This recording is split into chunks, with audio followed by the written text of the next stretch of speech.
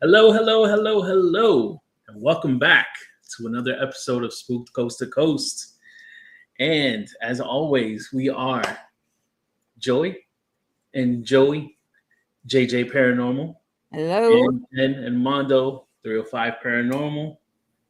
Meg, why don't you show the good folks out there your T-shirt that you have on, your Beetlejuice swag? I kind of like it. No, I mean, She said, "Why are we doing?" I kind of want to brag about your T-shirt. I think it's cool, man. Hey, what's up? Everybody in the chat. Hey, Jess, I hope you're feeling better. Thank you, Ashley and Michael. And so yeah, this is Tmu's hot version. No, I don't even know where I got this from. It's either Temu or Shein. I don't know what else. It's what does it say? Shake, shake, shake, Shake, shake, shake. And about it says Senora, so it's Beetlejuice. Shake, shake, shake, Senora. So my daughter asked me earlier. She was like, "Where's your shirt from?" I was like, "Look at it, and think." And she was like, "I don't know." So I had to show her the little part. She was like, "I know." And I was like, "Oh, I love that." Yeah. Because she was like, "Shake, shake, shake, what?" And I was like, Senora. All right. So today we have a excellent show for you guys. Something I'm super interested in, and I know many of you out there are. Mm-hmm. Hey, Chidi, thank you for being here. Also, so everything is about journeys into past lives. So we have certified hypnotherapist Jonathan Robinson, who's from Michigan. Helps others unlock their true potentials and overcome challenges by tapping into their strengths and discover their past with either past life regressions and hypnotherapy or hypnotherapy. I think kind of one and the same. Mm-hmm. Shake your body, right? Exactly. There you go, Jess. You got it. And then, yeah, so I think it's super cool. I think I've always wanted a past life regression session myself ever since I learned about it. Maybe, I don't know, it's definitely over 10 years at this point, where I followed, if anybody knows Dolores Cannon, and you go down that rabbit hole and you're like, oh, I want to do this. And that was kind of like my whole start with meditation and Akashic records. I think that was my first thing. It's like meditation and Akashic records. And then I went into everything else besides the paranormal part, but I think I don't even know what Akashic is. Right. What is that? Akashic rabbit holes. Wait. Joy, what's that? What? Akashic. What is that? Akashic records. What is that? Oh my god, my nose looks so red because it's itching like. I thought you were going to tell me how to booger or something. No, it's me. Don't do that. I think my kid is going to be sick. Go ahead. Speaking of down the rabbit hole, our good friend David has actually had on our guest in his show, so you can check that out. Yep. David's new podcast, David Don't Know. David, yeah. Mm-hmm. And as well, check him out and our other good friend Kev on Weird Java in the Mornings. They had an episode this morning. Wait, really quick. Actually, before we go in, I should have done this before. Hold on. Next weekend, I want to remind y'all, we will not be here. There will be no show next weekend, which is the 24th. Okay, friends. But we will be back the 31st. How are you? Hey, Team Coco. And we'll be back the 31st. And that's it's a special pre-record. And we have our friend Cindy for that show. Okay.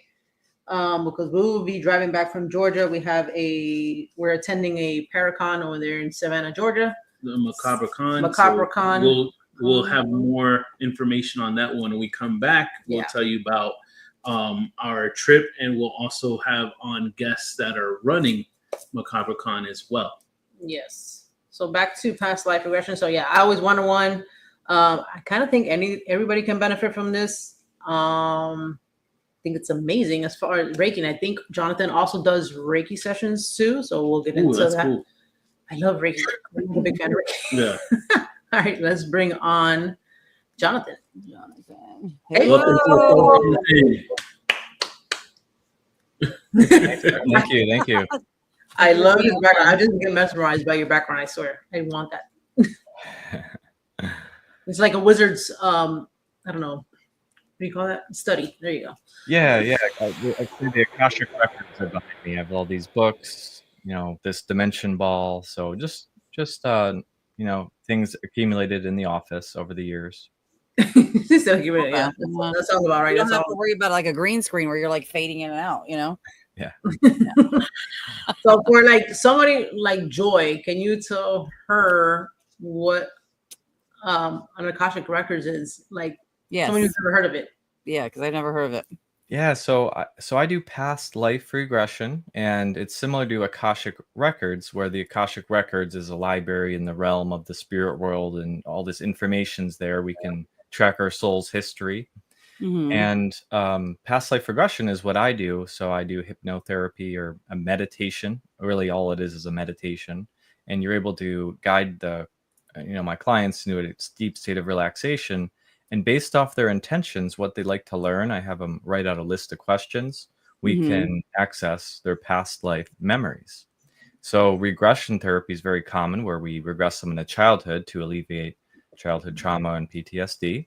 We can go back even further, which fascinates me still to this day, how people can remember lifetimes before this lifetime that could still be affecting them today in the form of fears, phobias, or birthmarks that carry over. So this is talked about like it's a matter of fact in the spiritual world. I can go into more details on the different validation points, but it's like a universal law, and it's all my clients go into their past lives, and the benefit is that not just curiosity of what happened, but it's also to heal. That emotion gets trapped somewhere, and we're able to release it. No, okay, that makes sense. How did you start down this path? I've always wondered what happens after we die. Who runs the world? What's our purpose? When does the soul enter the body? These big picture questions, because I think it's good to get a big view of what's happening to know, why we're here. What's our purpose? How can we live our best life? So I was always interested in that. I read Michael Newton's book, Journey of Souls, my first past life book. I couldn't even sleep that night. I'm a skeptic though, so I didn't believe it right away. I had to read more and more and more, and everything makes sense, and it getting validated here and there. And then my friend said I had a good storytelling voice, like a bedtime story voice. And I said, well, how can I make money with that? Or how can I use that natural ability? So I went into hypnotherapy, and one after another, all my clients we can do clinical hypnotherapy for stop smoking, weight loss, anxiety, etc., or the past life work, which I went into this knowing I wanted to specialize in that. So that's what I'm doing full time now. Awesome. That's great. That's great. I think it's amazing. What would be the difference between, so I know obviously 𝗿𝗶𝗀𝗃𝗀𝗃, right? So hers is the QHTT. Like, what's the difference between like that and I guess maybe other type of? Good question. There's a lot of past life authors. The top two are 𝗿𝗶𝗃𝗀𝗃 and Michael Newton. And so 𝗿𝗶𝗃𝗀𝗃 is more stories and mystical, ethereal realms. Michael Newton's very clinical. He was actually a therapist before any of this all happened. And he has a really good story. One of his clients had abdomen pain, and he went to doctors and couldn't figure out. He had his like 9 sessions with Michael Newton, and he still couldn't figure out. So he's kind of fed up with it. So he hypnotized him and said, bring me to the source of your abdomen pain. And he went to the Civil War. He was stabbed in the side with a bayonet that led to his demise. And after the session, he was able to alleviate that. The abdomen pain went away. So Michael Newton's very clinical, 𝗿𝗶𝗃𝗀𝗃 storyteller. They're both amazing. I find myself somewhere in the middle. QHHT is quantum healing hypnosis technique. I do incorporate that in my sessions, but you'll find that most hypnotherapists, they take bits and pieces of other practitioners and they correlate it into their own style. And that's what I've done. I trained with QHHT, Michael Newton, and a bunch of different ones, and kind of found my own proprietary method that works over and over, from all different cultures, walks of life, different religions. It doesn't matter, as long as you're open to the process. You don't even have to believe in it for it to work. You could just view it as metaphors, but yeah, it's like an experiment. You can do it over and over and over again, and you keep getting similar results with different people. They're going into different past lives, but they're still experiencing that, um, you know, experiencing it. Yeah, That's awesome. cool. Oh, talking about like, say for example, that gentleman that had that I guess he died during the Civil War. This was actually one of my later on questions, but kind of want to touch on that now. Now you brought that up. Say into, where was that? Oh my God, birthmarks, right? Not birthmarks. Birthmarks. There's a book on birthmarks from a past life regressionist in 1990. It came out, and it's all about birthmarks of, you know, I've had so many clients have birthmarks and they don't know where it's from. I had a guy with a birthmark on his back. It was itchy. It was tingly. We went into a past life regression. He got a flashback when he was watching the movie Titanic before our session. The end of the movie, when they're all locked in the basement in the jail cell, he got a flashback of his past life. In the session, we went to that past life. He was in the Colosseum in Rome, and he was a servant of the king. But one day he said something like he got in an argument with the king's daughter, and the king sent him to fight in the Colosseum, and he basically sent him there to get wiped out or, you know, die. And his family had to watch in a jail cell. They had to watch him fight, and he got stabbed in the back with a trident. And he's always been scared of tridents, and he's had that birthmark right on his back where the trident punctured him. Oh, And wow. so we were able to figure a lot out with what's going on with him and figure out the birthmark. And so, yeah, lots of birthmarks come from past life trauma with an emotional charge. So he was very shameful that he didn't fight enough or try to win for his family. So he had emotional shame and also that wound. So that sometimes that can carry over. Oh yeah, definitely. I have a question from Oh, Todd and Carmela. So we have good friends of ours, Todd and Carmela, Team New Coco. Jersey. They're from New Jersey. They actually have a show. You guys can definitely check them out. Stay Haunted, and that's on Mondays at 9. Mondays at 9 or 8. I'm sorry, guys, if you can remind me. But the question, 9 o'clock. it's 9? I think so. 9. So we have the question, and it says, Jonathan, are most people able to experience past life during a session? Yes, absolutely. These sessions go wherever they need to go, but typically it's Earth past lives that we go to, and it's based on their intentions that they ask before the session. And so everyone can do this. That's why, and I think they don't even need a guide. Sometimes you can do self-guided, but it's good to have a guide there in case something unexpected happens. We can guide you through the challenging moments, clear the emotion. A lot of psychics send people to me because a psychic can tell you your past lives, but they won't know the therapeutic healing parts. And that's what we do when we do a session. So when I started this, I'm open-minded, but I'm a skeptic. So I told my friends, you have to practice with like 20 or 50 hours of practice sessions. So got all my friends and their friends of friends, and we did these sessions together. And I told them it's just a spiritual session. Just be open-minded. Just, you know, I didn't even tell them it's past life session. I didn't even say the word past lives in the script or in the session. And one after another, they would all go to their past lives. And so whether they know it or not, whether they're believing it or not, but yeah, so we've all had hundreds, if not thousands of past lives, and we're here to learn lessons, help others evolve, celebrate, but most of all, raise our vibration into that frequency of love, happiness, true authenticity. Yeah, definitely. Especially, well, they say love is the highest frequency, right? So if we all can get to that, I think the more you start like working on yourself and like healing your own like I don't know, traumas or experiences and forgiving and stuff like that, like your vibe goes higher, you know? You're right. Yeah, the love is the foundation of this universe. And when people have out-of-body experiences or psychedelic experiences, sometimes they experience that being in the spirit world, and they say they felt more love than a mother giving birth. It's just a massive it's so loving, and love is the only way. They keep telling me that in my sessions, that love is the only way. And we all have trauma, we all have challenges, but it's up to us. We can let it run our lives, or we can be learn through that, see the silver lining, and ask, not why did this happen to me? What can I learn from it? What challenges? Because we all go into these lives with the soul's contract, and we have a list of challenges and things we want to do in this lifetime. And so that's What? So the birthmark thing, I found my papers all over the place.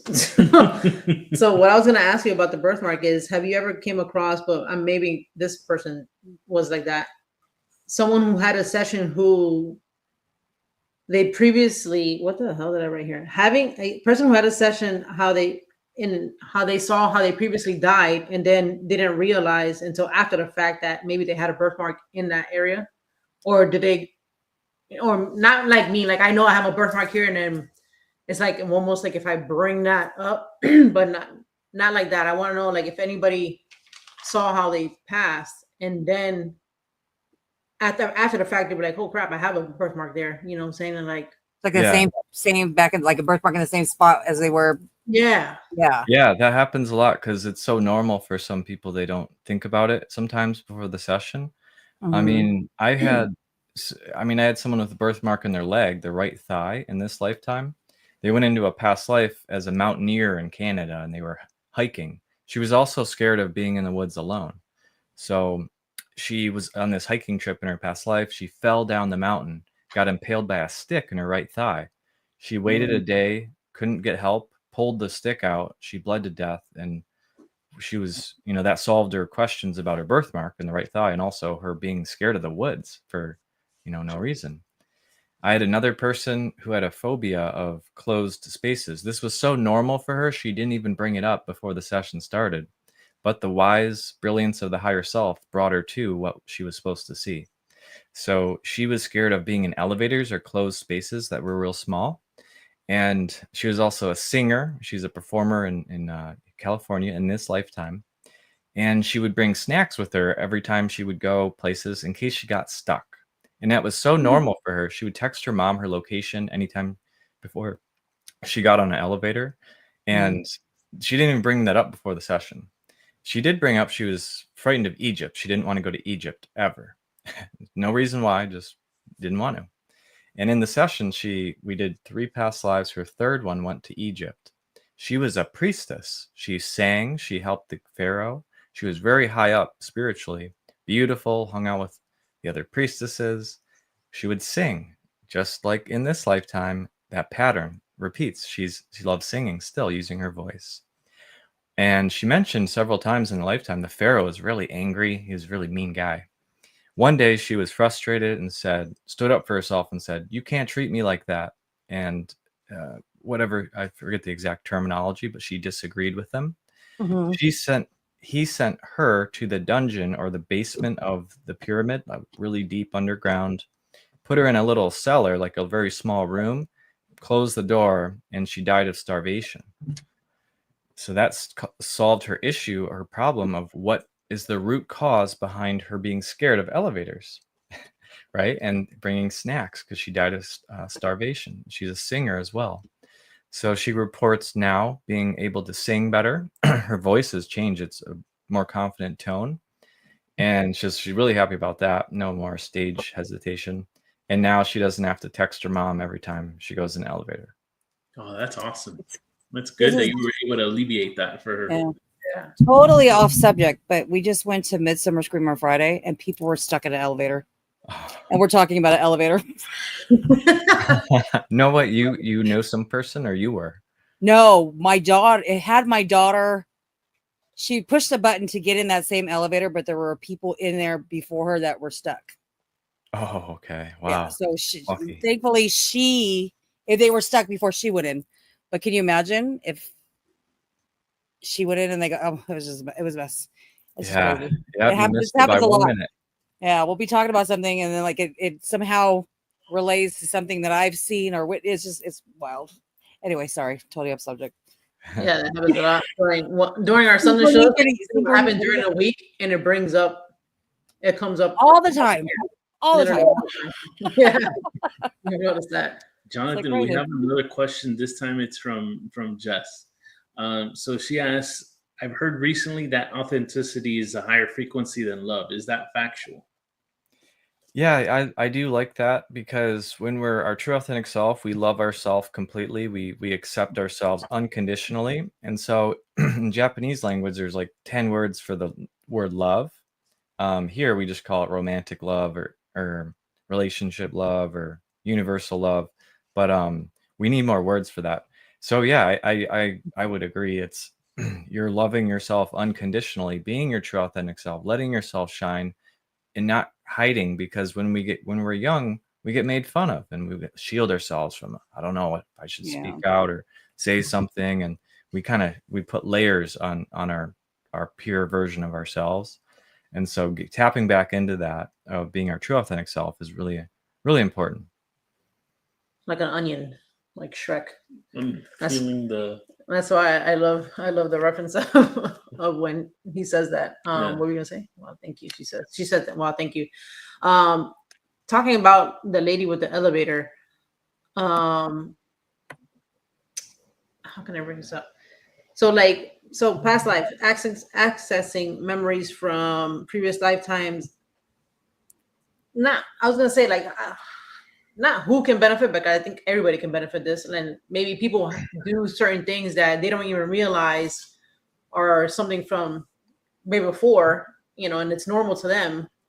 But in reality, there's something deep rooted that's like, it's not really, or maybe you should change that or something. I'm going to give you an example. Don't hate on me. Okay. Armando loves to leave, how do you call this? For when he eats, the best thing for last to eat. Yeah. Joey does that too. Joey does that too? Yes.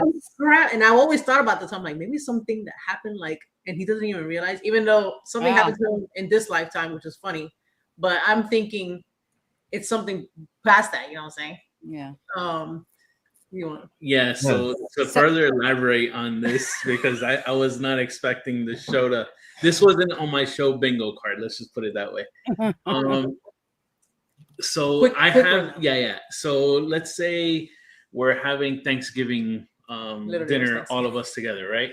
So I'll taste a little bit of everything, and whatever I had deemed was the best tasting thing, that's going to be the thing that's left for last. Yeah, he doesn't do that. He doesn't do it like that. Love it. Yeah, that's some people want to eat dessert first too, but those tendencies are so our character or our soul will switch bodies, but our personality, our charisma, our essence of who we are will stay similar. So we might switch, but we've been male and female, dark skin, light skin, rich and poor, all different walks of life.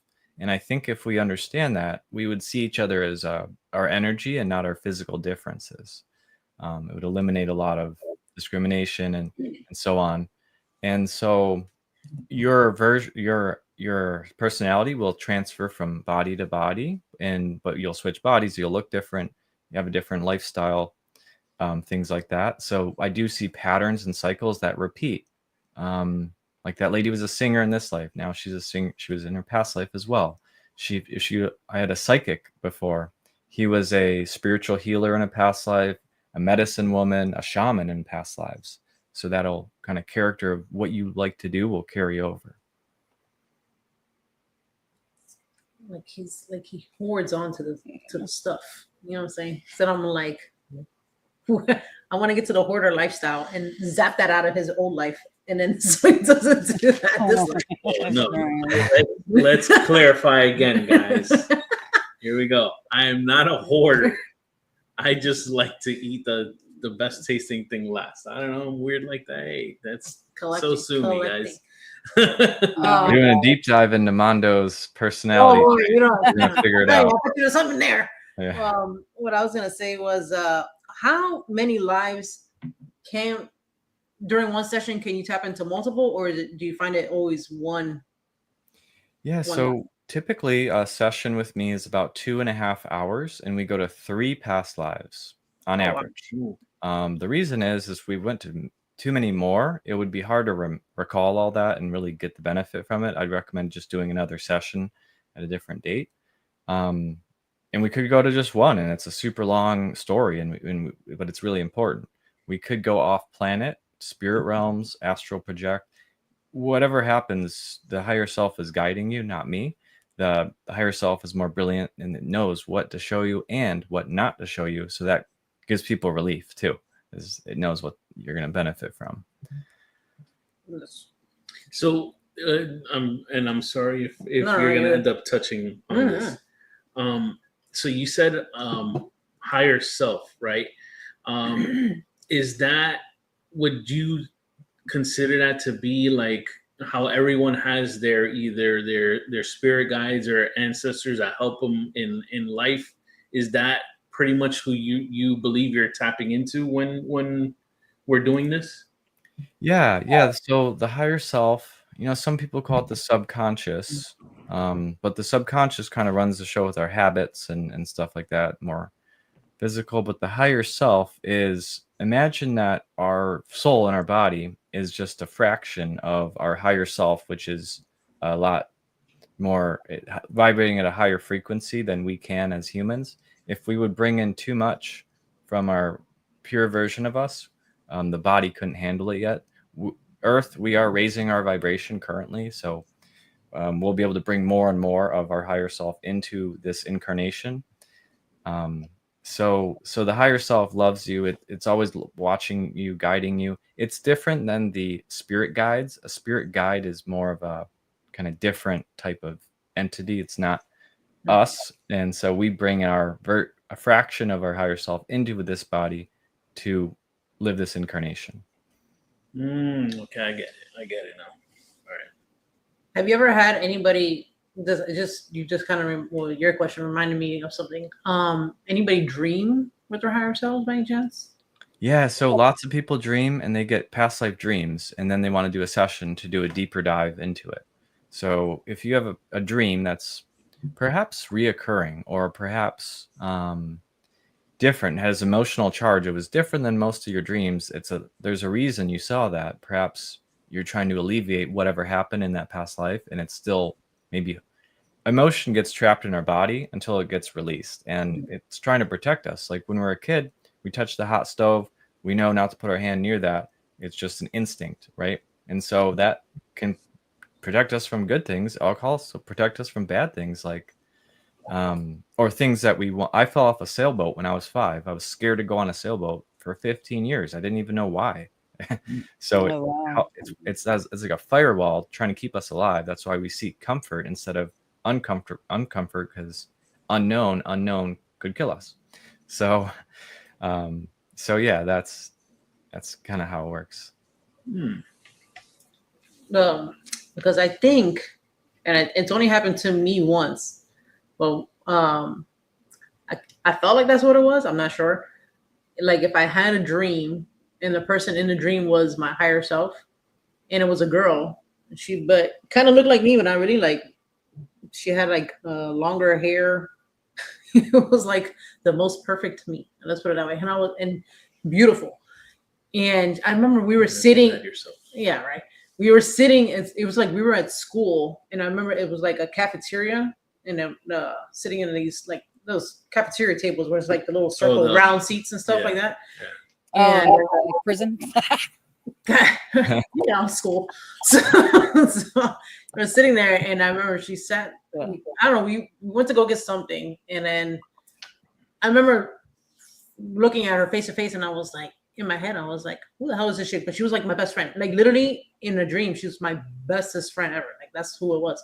Mm-hmm. And then we sat down, somebody was saying something, and she turned to me, she was like, she's my best friend, she's the most beautiful person in the world. And then I woke up, and I went in my head, I was like, who the hell was that? But it was so weird but I was thinking, I was like, is that my higher self? Because I don't know, I think maybe at that time I was doing trying to do higher self meditations. And so maybe that. Maybe it's always up for interpretation. In the spirit realm, we're not a physical being, but they will present themselves as a physical being that's familiar, so we're not scared. Right. For example, so I've had past life sessions where they meet their guides, and they've been aliens. They've been the mantis beings or Pleiadian beings with blue skin. They were ready to see that. Other people will see their aunt or uncle. When, like, for example, when we die, usually we get greeted by our spirit guide and close family member that's passed on in that lifetime to comfort us, so we feel good. And so they present themselves as male or female, or as a physical form, or not in the physical, but as a form that's human-like. So we feel familiar and we're not scared. The more higher up you are, or I shouldn't say up or down, but more spiritually open you are, the more I do see other beings in these.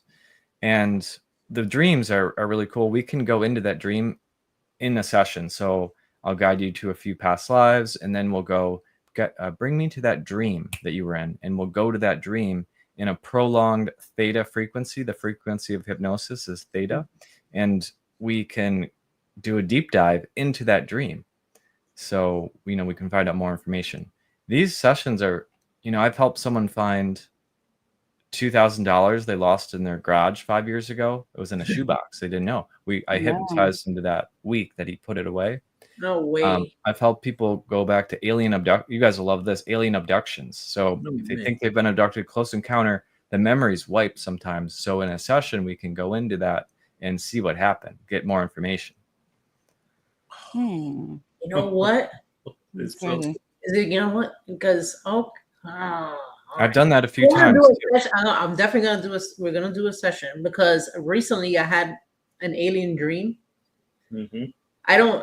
I know when dreams are dreams, and more, and then when they're more like, I don't know, visitations or something. I kind of feel like this was more visitation, because it was like in and out, and it felt like I was in between sleep, and I wasn't, like, I was aware what was going on, because I knew what I was asking, and it was like it was alien related. So I would love to know more about that. So we'll get into that ourselves. Yeah. Perfect. Okay. Yeah, that's really exciting. It's interesting. From my experience, most aliens are friendly. They're like, I had someone who their higher self was in a spaceship.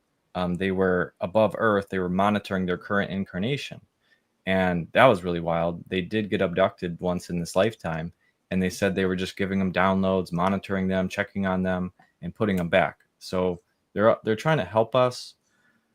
Not all people are bad. Not all aliens are bad. There's some reptilians that could be negative entities, but it's usually friendly. So, but we fear the unknown, so we fear them. We don't have to. Jess. Yeah. We have another question from Jess. Thank you, Jess, by the way. So she asks, does one's life path number correlate to their past life in any way? That's a good question. Yeah. Perhaps. So we come into this incarnation. So part of what happens after we die is we're greeted by our spirit guide or close family member. We go up to a realm. It's not a place. It's more like a realm. We heal from our earth trauma. Then we meet with our spirit group, a group of like-minded souls, 10 or 20 souls that vibrate at the same frequency, that incarnate with each other. My mom, my dad, my sister, like close family member, best friends. We incarnate with one another. We go to the Akashic records to learn more, and we do a life audit. We want to see what we did good, what can we improve on. And there's no purgatory, there's no hell, there's no someone judging you. We are our own biggest critic in these life audits. Then our council kind of gives us a handful of lives to pick from, so we can incarnate as a singer in San Francisco, or a mountaineer in Colorado, and so we have a say in what lessons that we like to learn, what souls contracts are we bringing in, and how much karma can we relieve, what can we do. And so our life path number could correlate with that, because we'll choose the life that has resemblance, or could possibly help us fulfill our soul's contracts more effectively. So what happens to the ones that like commit crimes and murders and stuff? Do they go through the same thing that we go through? They do. They will view, they'll view themselves. They'll see what happened. They'll also see it from the other person's point of view and how hurt they made them. So we're our own biggest critic, and perhaps, next lifetime, if we're maybe racist to someone, and then the next lifetime we might come back as that race and feel that discrimination. How they felt when they were. I had this one guy. He kept killing his soulmate or his spirit friend in battle. He would go to battle. He would kill him with a sword. Then the next lifetime, he would kill him with a sword. Now, it's his condescending boss, and so they were fought for a while, but they eventually talked it through. And they're like, "Are you tired? I'm tired." At least he didn't kill him. I mean, tired of killing me. I'm tired of killing you. That's nuts. Oh gosh, that's really interesting. I wonder, what it makes me think about? Like, have you ever met somebody and just like, ugh, like you can't? And I wonder if those type of people, like you ran into them before, and it's maybe you had an issue with them before, if they stick around, you know what I'm saying? Past life. And then I don't know, like if that you have is just because you had dealing with them before, you just don't even like realize or know. Yeah, like you don't like somebody for no reason. You don't know why. You don't know why you don't like them.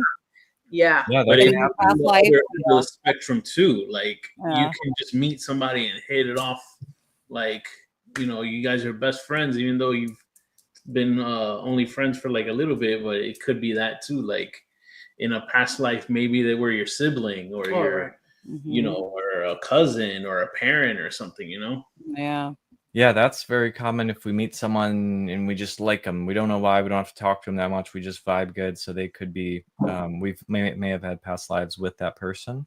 I had a really interesting session where there was a mistress and I call it the mistress, I think. And anyway, in this lifetime, a man has a daughter who's 13 and his wife died. So he started dating other women. He started dating another woman. And for some reason, the daughter and that other woman would clash. They wouldn't like each other. The longer they spent time with each other, they just didn't get along. But there's no reason really. And so we did a past life regression, and he went into a past life where he was in a relationship with the soul of his daughter in that lifetime.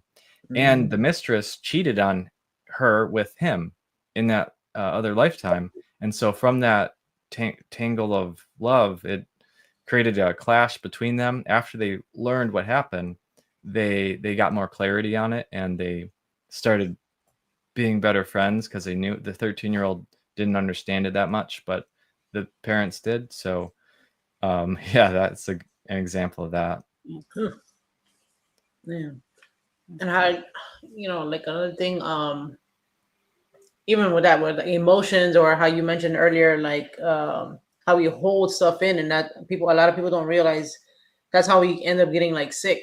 You hold a lot of that trauma inside of your body. It's good to like let it out. So totally. Oh yeah, that's a very high level thing, Jen. It's like our emotion gets trapped in our body somewhere, and have you guys got like Reiki is a good example of how to release that emotion, get the energy centers going. Body work is where they get into the tissue, because I had someone who, I guess my friend who was a body worker, he pressed into this guy's leg, and he immediately thought of a scene when he was 6 years old. He saw his dad kissing another girl on his porch, and he pivoted to run really fast, and that emotion got trapped in his calf.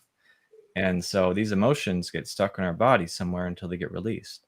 Wow. Body work's really cool. Shame a lot of times gets stuck in the psoas. It's right on our side here. Sciatica. For everyone, it's a little bit different, but it's really good to get activated and do breath work and do these things that raise our vibration to clear that out. Interesting. Dantex, our friend Dantex, and our moderator. Thank you, Dantex. You put all the links in the chat. Dantex is the best. Yeah. He said that I heard you meet the same people in every life, in every lifetime. Oh, because of his previous comments. He said, I've been told I keep coming back. There's something I need to do before I can move on. Mm-hmm. That's why he keeps reincarnating.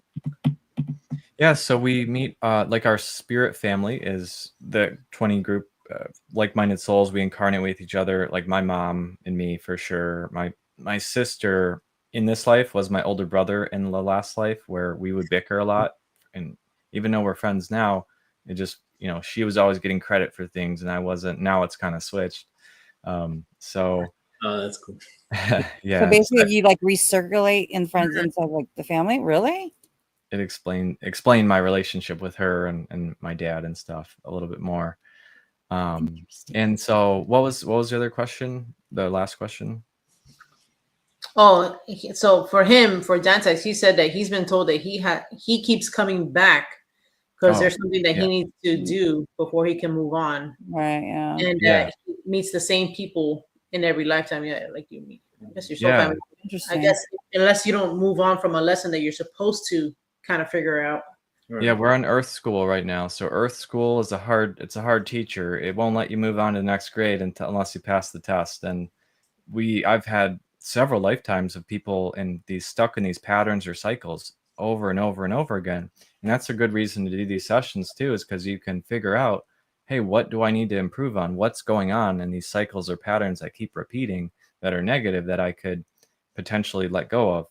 And yeah, a lot of people, they have an abusive relationship after abusive relationship. Now in this lifetime, they're in an abusive relationship and their throats clogged up because they don't ever speak their truth. And we're able to release that in a session, and they're able to, report back to me that they pick better partners. They're with someone that respects them. They don't attract the toxic people as much.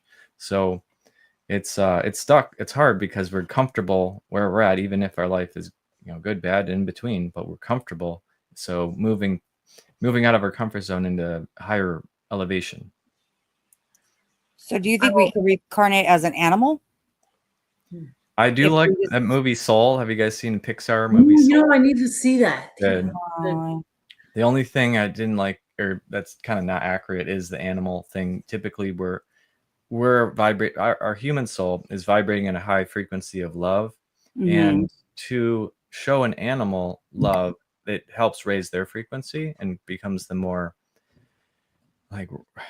we all have consciousness. There's consciousness in trees and animals and rocks. Smaller animals and plants have more of a group consciousness that's helping them.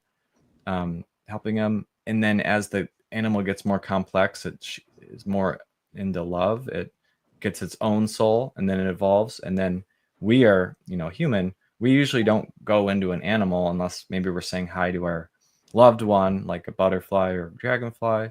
Yeah. I've had some people go into, very rare. It's very rare, but some people have gone into a past life as a bird or something just to feel free and fly and stuff. So if you do that, you can, but it's for a specific purpose. It's not like you're always switching between animals and humans. It's mostly human.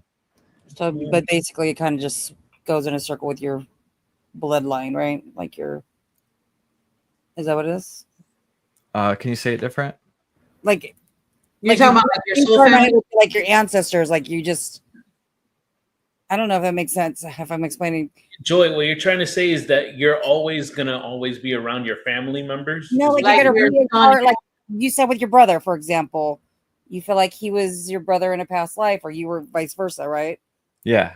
Does it stay like that when you're reincarnated, or does that make sense? Yeah. I don't know. So our spirit group will choose to incarnate with each other. So we'll incarnate with each other and know each other. We'll be family members or best friends or soulmates or lovers, and we'll incarnate with each other. Yeah, over and over in different lifetimes. Gotcha. So if someone dies first, they'll wait a few years and then they'll pick a good time to incarnate where they can be part of the family. Yeah. So yeah. If you you really know someone, you could have had lots of past lives with them. Yeah. Okay. I'm glad you understand. That does happen, Joy, because I've even heard of where, let's say, grandmother and granddaughter, but in a past life, the granddaughter remembers being the daughter of that's what I'm saying. Does it stay within the bloodline, I guess? Yeah. Not exactly the family, same family, because It can happen, but we would want to learn different. A lot of times it's more beneficial to go to a different state or culture or something we would learn more from. Gotcha. Okay. That's what I was trying to understand. Okay. Yeah. So our lineage is, our ancestor, and we can have ancestral trauma from the physical perspective of, they had chickens in a field, and 10 generations later, they were inside. They put them outside, and they flew a V-shaped black hawk over top, and the chickens all ran inside. It instinctually knew not to, go towards safety. So it can be epigenetics, which is our ancestors, but more energy would be past life trauma. So past life stuff that we've encountered, and it's still affecting us today. Gotcha. We can also find hidden talents, hidden talents that used to be that we can reinforce too. It's not all just challenges. So there's lots of different reasons to do these. Yeah. I was thinking, because I think, do you remember? I had asked. Okay, so we had went to one of my pets. We went to a pet cemetery where one of my dogs, an old cat, is buried at. And one of the questions I asked during what a spirit box is during like paranormal investigation? It's like a radio, and it sweeps through different frequencies at high. Yeah, I've heard of that. Right. So the gist is spirit will talk over that white noise frequency and respond back there, right? So cool. I had asked if do our pets reincarnate or something like that. I can't remember exactly how I worded it, but do you remember if it said yes or no? Yeah. I think yes. It said yes? Yes. Like the pets will reincarnate? Mm-hmm. But, and then, I don't know. I had to go back to that, but because at first I thought it said no. If I'm not mistaken. So that, to me, that would make sense. But I'm gonna go back to that thing.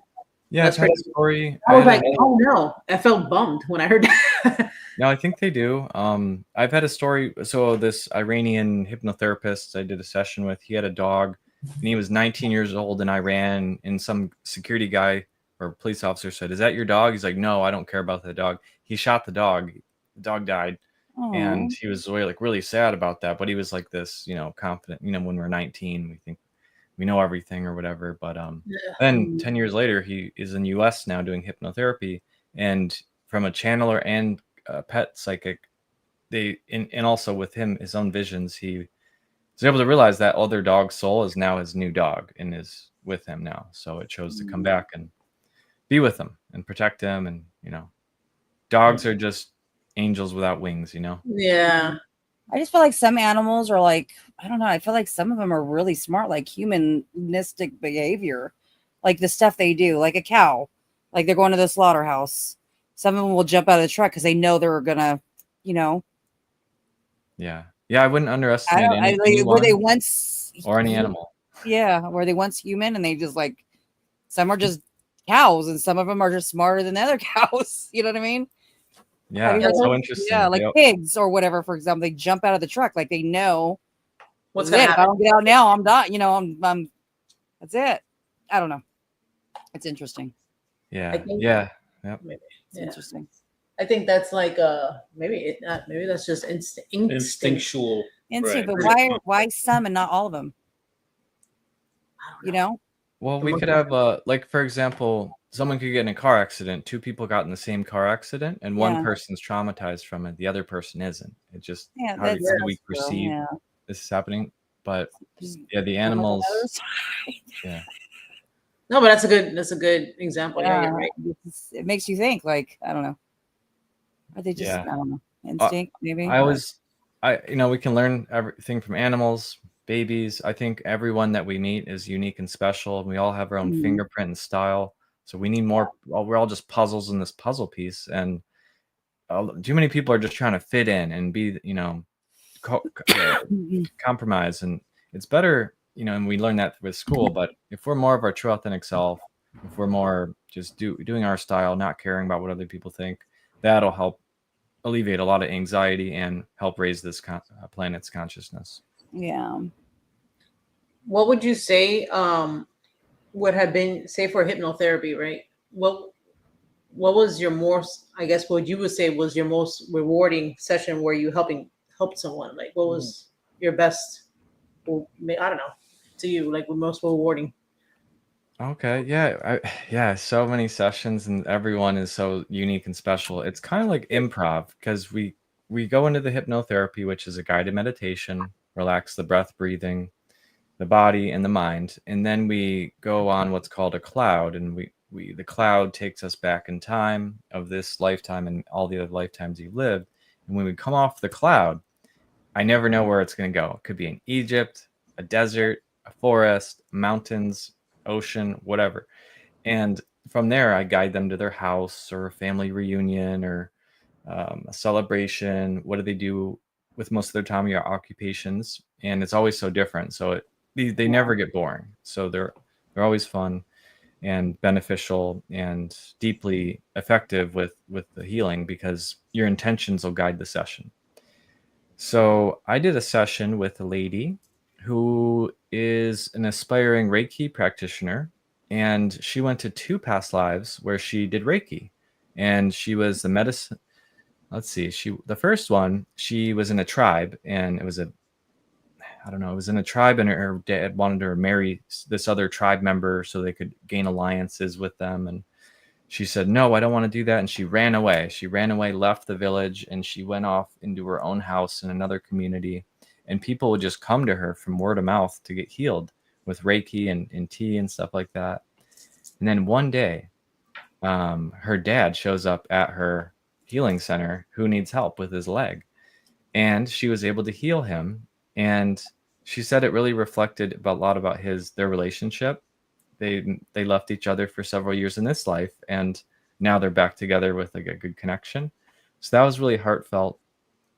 Another past life, she was doing Reiki in Chinatown in New York City, I think, and she would put her Reiki energy into objects like I have an obsidian rock, or she would make things, and whoever got that object, like tourist or whoever she would make it for, would get lucky or have better relationships or heal. Right. And so that was really interesting. She said she explained that she could move water with her hands. She could move water fountains. So she was doing like real magic, and it was so cool. But the really funniest part, or the most touching part, was that at the end of the session, at the end of the session, sometimes I ask, is there any messages for Jonathan? So they are getting messages from their higher self. Sometimes, I don't always do this, is there any messages for Jonathan? And she said, your brother is coming through, and he's saying he loves you, and he's sitting by a pond with ducks on a bench smiling, and he's cute, and he's happy, and he's at peace now. And I said, wow, thank you, because he passed away a few months before that session. She didn't know I had a brother. She didn't know anything about the situation, and it was very touching for not just her in the session, but it was very meaningful moment. Wow, that's awesome. That's so cool. And then she's not a medium, but she got the information from her higher self, her source, right? Yeah. Yep. Her higher self came through. Sometimes people's voices sound different. Kind of like when you channel, mediums channel people, their voices sound different. It's lower. It's just a different tone. That's always really interesting. I've, the raw law of one, it's from the 70s, but they channel spiritual beings from another higher vibration. And that's kind of similar sometimes to how these go. So. Have you ever experienced somebody that cannot be hypnotized or go under? I feel like I don't know if I could. I've never tried it. I don't know if I could. And I'm interested. It takes practice. Practice. I'm really hard to hypnotize too. I do self-hypnosis almost every day. I throw on a recording and relax. That's my 20-minute meditation. And, but it takes practice. So I send people a guided recording of my voice to practice with before the session. That way, like riding a bike, you're all wobbly and it's hard at first, but then you can do it with no hands. Well, same with meditation or hypnosis, you allow yourself to do the hypnosis, or you allow yourself to go into that deep state of relaxation. So like for me, my mind is running with different stuff constantly. I don't know how to even meditate. I wouldn't even know the first thing because my ADD, I'll see something and I'm like, bing, you know what I mean? That's exhausting. Yeah. So It's how do you tell somebody that suffers from ADD, ADHD, or, you know, I've had lots of different. I probably have 1,000 sessions at this point. So some people are harder to hypnotize, but in yeah, a live session, I can go faster or slower, or have you go deeper. yeah, But what's really important is the consistent practice, though. So I send people, like, say, if you want to do a session, you weren't sure if you could do it, I'd send you a couple guided recordings like 2 weeks before the session, just to practice with. And so you can do it before sleep. I don't care if you fall asleep or stay awake. The point is to get the practice. And all hypnosis is self-hypnosis. This is not mind control. People cannot make you do something your moral compass would not do. It is just a deep state of relaxation, like meditation. In that deep state of relaxation, your critical factor consciousness, or is asleep or steps aside, and that way your subconscious can absorb all these positive affirmations that can make life-changing habits, break life-changing habits in one session or a few. So it's really powerful, but it's all client-led. The client asks the hypnotherapist to do it on whatever they want to do it. So, and you can do self-hypnosis. So yeah, just practice and I just like definitely when we need to started slow device. down. I feel like the older I'm getting, the more I'm like, I've never been diagnosed with ADD, but I know I have it. I'm pretty sure. But the older I'm getting, the more my mind is like, so I do need to take it down and slow down and maybe meditate. So I can. I think it's super interesting too. Is there like a thing for that? Like for, say, like somebody who feels like that, like Joy, is there like a session that would help them? Right. To like slow down time. You know? Yeah. I would do breath work. Yeah. The Wim Hof breath. I would do some breath work before the session to relax the body, and then we would go right after the breath work. We'd go into the meditation. Just like when you restart your phone or computer, there's all these programs running in the background. Well, we have that too, and so when we get that reset, we can work more optimally, live at peace. We can, these ideas, they're not going to go away. If it's important, it'll come back after you're done. It's like, sleeping. So it's really good to do it, to get that nice reset. I do it every day. I think sometimes I'm just like super mellow. The most days I'm like, my mind is always all over the place, and I need to remember how to get my mind back to that mellow stage. Yeah, I don't know. I think everyone can do Reiki. Reiki's healing with your energy from the universe. It comes in through your crown, goes out through your palms, and has that healing energy especially for emotions and energy body. Meditation, I think we all should learn that. I think we just forgot these things, but also our society is set up where if we're not if we're in a state of suffering or lack, it's easier to control us than if we were in a state of abundance. We'd be harder to control if we knew all these things too. So. I have something I wanted to get into was so, like, how they say kids it's easier for them to remember past lives, especially when they're younger. There's somewhere I'm going with this.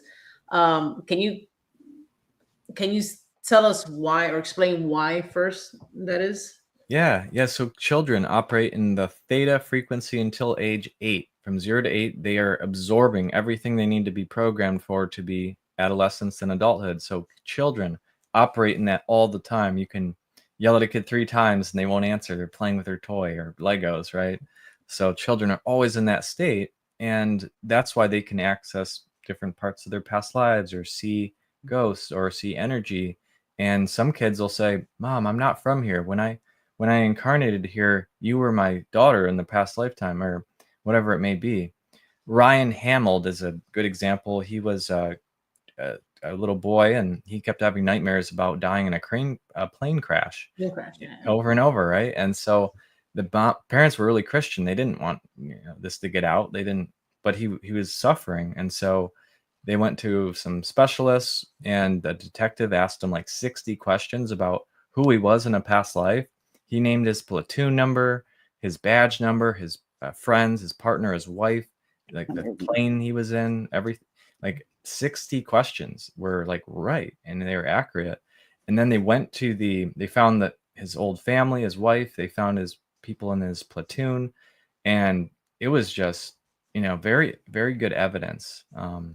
There's another story where this guy was in a market in Europe, and their parents had the little kid, and the little kid was in this market, and he stared at someone, and he said, "You're the guy that killed me." And this guy's face got white as a ghost. They didn't know. He was like, "What?" And then the parents thought that was weird, so they investigated him. They went in his backyard. There was a skeleton buried in his backyard for decades with an axe wound in his head. It was a crack in his skull. And that was him. He'd killed him in a past life. So there's so many children's past life stories. Jim Tucker out of the University of Virginia has 2 books and thousands of cases of that. So that validates what we do even more. My next question, I just wrote it down because I have to write it down. Usually I spit it out, but I've been learning how to write it down before I forget instead of cutting people off. So I'm doing better. Have you guys noticed?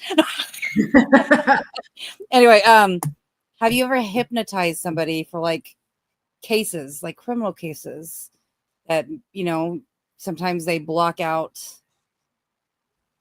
trauma? You know what I mean? Like they witnessed a murder and they don't remember anything, what the person looks like. Oh, wow. Yeah. Have you done anything like that? I haven't. No. And hypnosis isn't, well, it can be really beneficial for that, but because it's up for interpretation and stuff like that, it's not like they don't view it as a legitimate way to get information. Oh, really? Yeah, but it can help. But it can help you if you want to remember what happened. Yeah.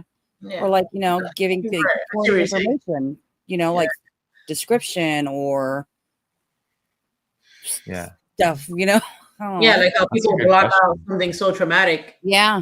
And you don't think about it later on and be like, oh yeah, that did happen to me. Yeah, something triggered that memory and then freak out about it later on in life, Yeah. It could be used for that. A lot of kids, if something traumatic like abuse happens when we're little, our mind will block it out so we don't have to, relive it or think about it.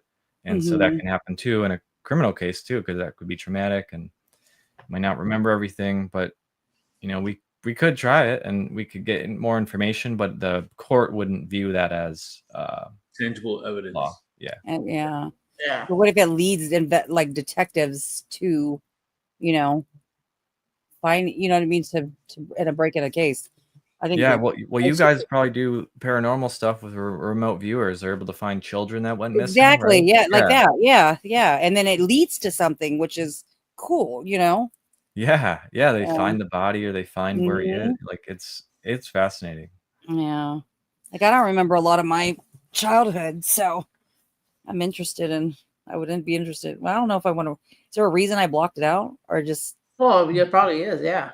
Bad memory, because so much has happened since then. I don't know. Yeah, it's harder as we get older to remember. But there could be reasons for it. But it's hard. We remember what's most emotional. So if an emotional situation happens, we remember that, whether it's bad or good. Mm-hmm.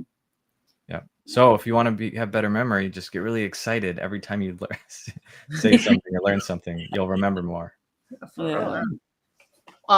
So I had something I wanted to run by you, and this is something to me that's happened. Me or my daughter, I guess I would say. But I haven't asked anybody who does past lives, so I want to see if this has something. Have you come across something similar to this before? So I personally have a memory of being. Armando's heard the story like 1,000 times. Being attacked by a dog, but I don't have anything like I can tell you where it happened, how old I was, like I see it, everything, right? But I don't have any evidence of that happening on myself. Really? No dog bites or birthmarks or anything? Nothing. Huh. So I mean, I guess it didn't happen, but I grew up thinking that did happen. Now our youngest child, when she was younger, she's 8 now, but like say a few years back, maybe going into like I don't know, maybe 5, 6, 7, about 4 or 5, smaller than that, maybe you think? Mm-hmm. And deathly afraid of dogs. No reason to, because he's never been around a dog.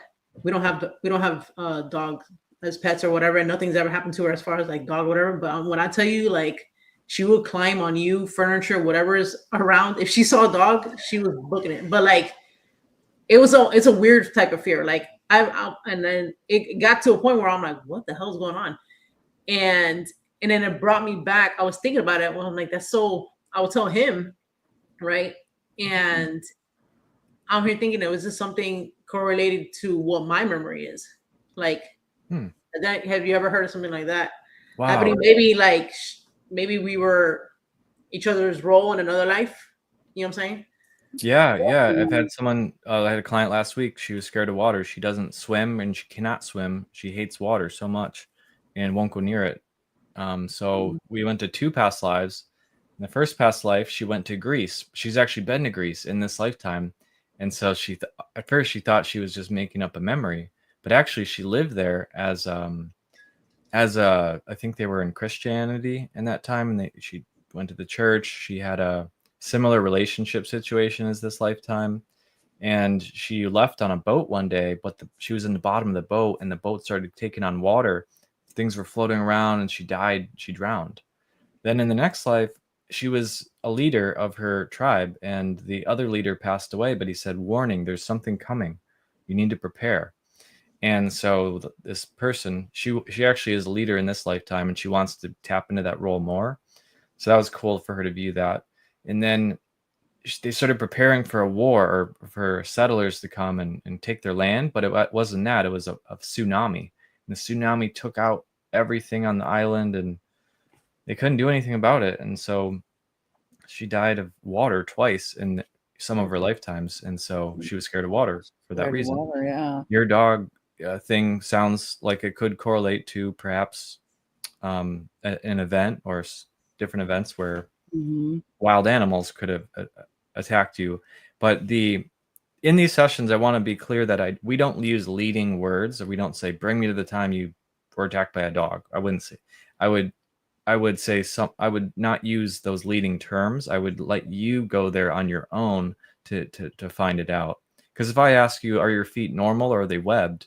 I'm putting that in your mind.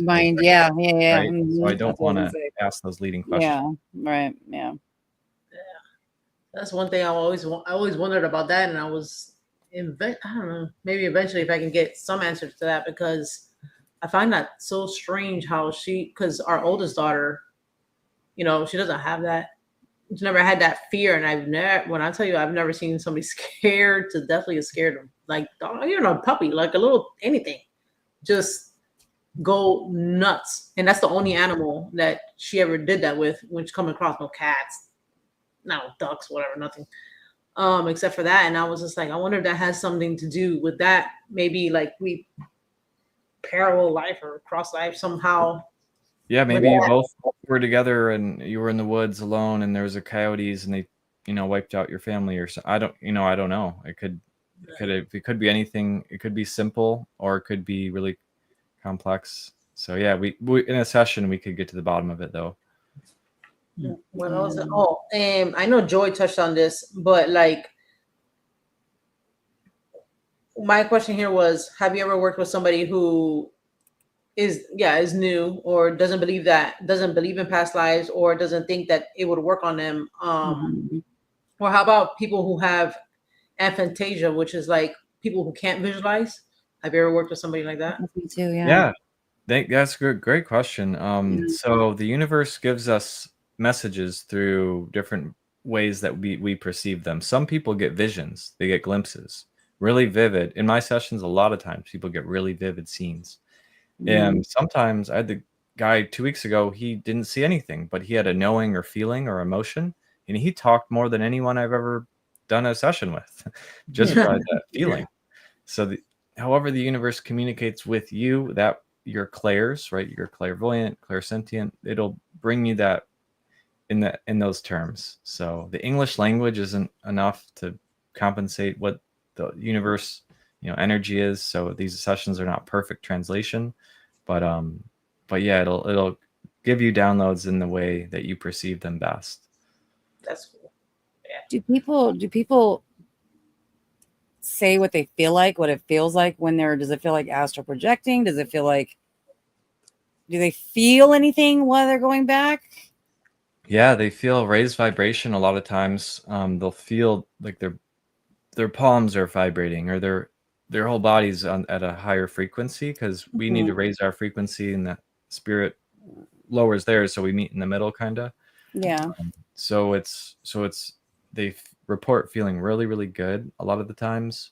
They'll say we go to a death scene, you're not going to feel the death scene. You're an observer. You're viewing it from a different perspective. So it doesn't like astral hurt. projecting? Is that like astral projecting in a way? No. No. Not exactly, because we're going to different scenes in a linear timeline. Right. I had someone astral project the entire session 2 weeks ago. Yeah, that's crazy. They astral projected to Saturn, to the dark side of the moon, Area 55, Sedona, Alaska. She said, "Yeah, I'm remote viewing."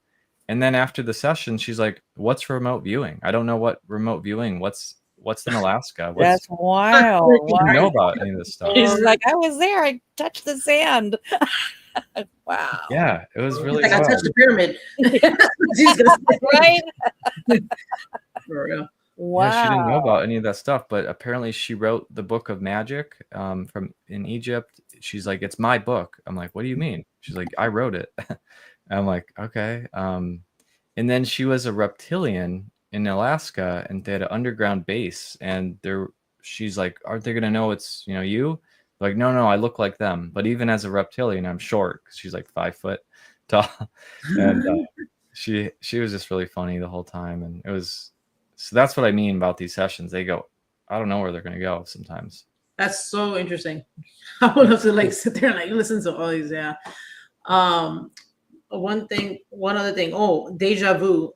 What would you consider deja vu? Because some people think it's like a past life thing, or maybe like a parallel, something's happening at the same time, or another timeline. Like, what would you think deja vu is?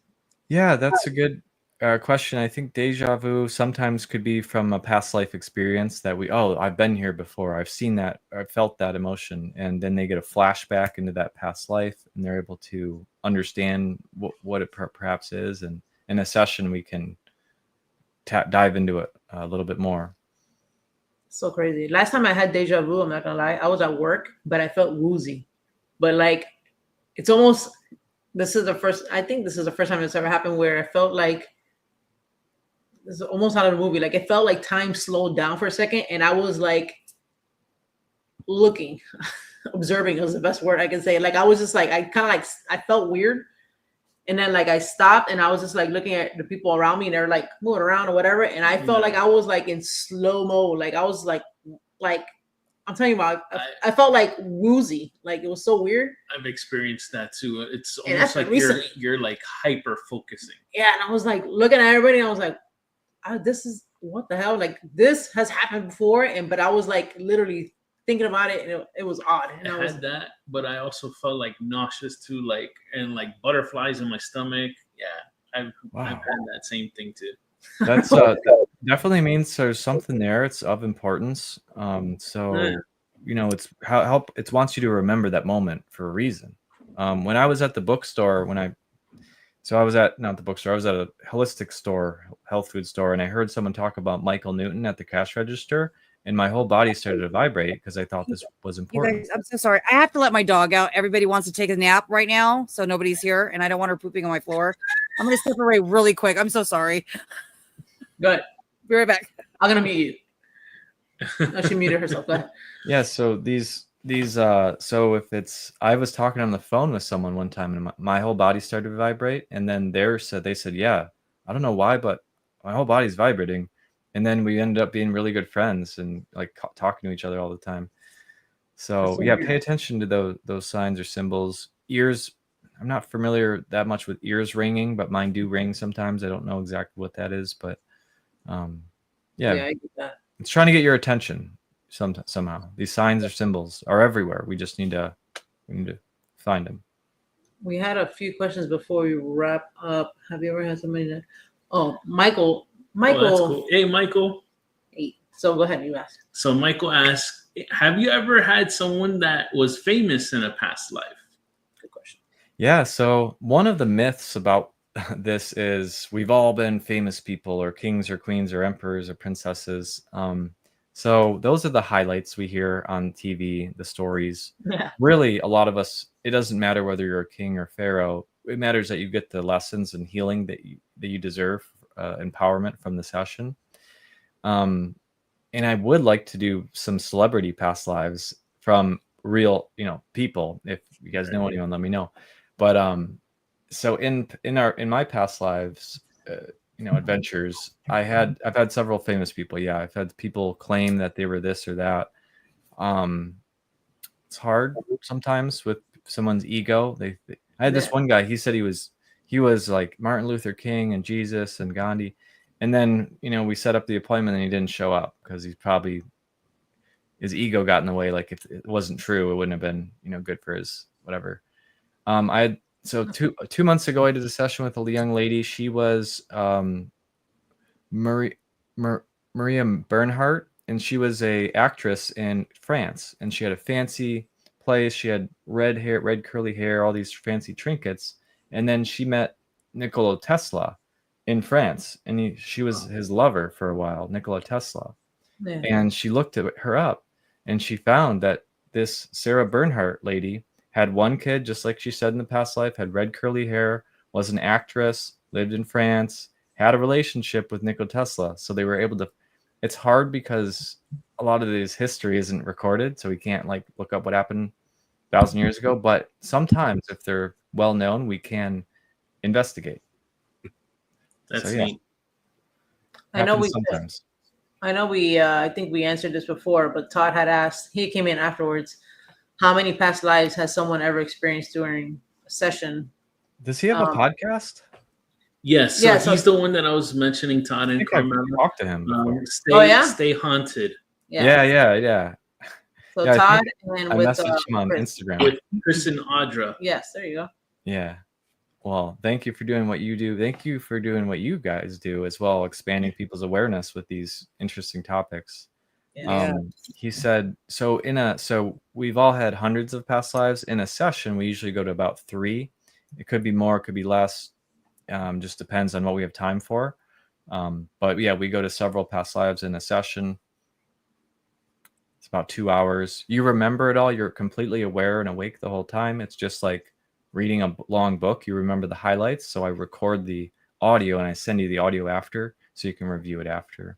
But if I do 10 sessions with someone, which I've done before, they'll go into different past lives. They'll go back to some that are important that we didn't dig down deep enough to find what was needed. But your mood, your current challenges are going to be different today than they would in 5 years and 5 years ago. So that'll determine what your higher self brings you to. So we have another question from the Cocos. So he puts, Carmela has had times when she was thinking she was having anxiety and was shaking. Could that be possibly the universe trying to communicate? Sleeping or awake? Well, she was sleeping or awake, Todd? Sleeping, I would say definitely out of body. Did he just say we have hundreds of past lives? That's wild to comprehend. Somebody else was saying that hundreds of past lives is wild to comprehend. Yeah.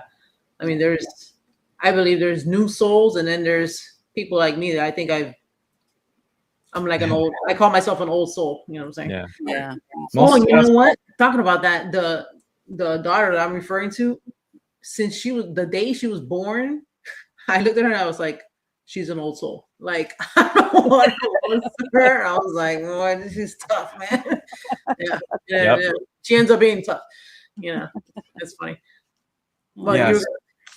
Past life, we call it past lives. They say in the spirit world, everything's happening at once. It's all just, happening. There's an event horizon, but, whether you call it parallel lives or, but it does have significant impact to you. So it's not like you're pulling these lives from a bank of past lives. That wouldn't explain the birthmarks, fears, and phobias and the deep-seated emotion that gets released from these past life adventures.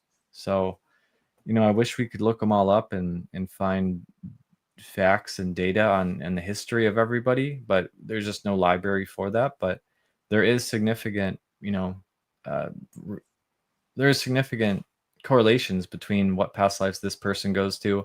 A different person will go into completely different ones that have meaning for them. So it's always exciting, and you don't have to believe in it. You just have to be open to it.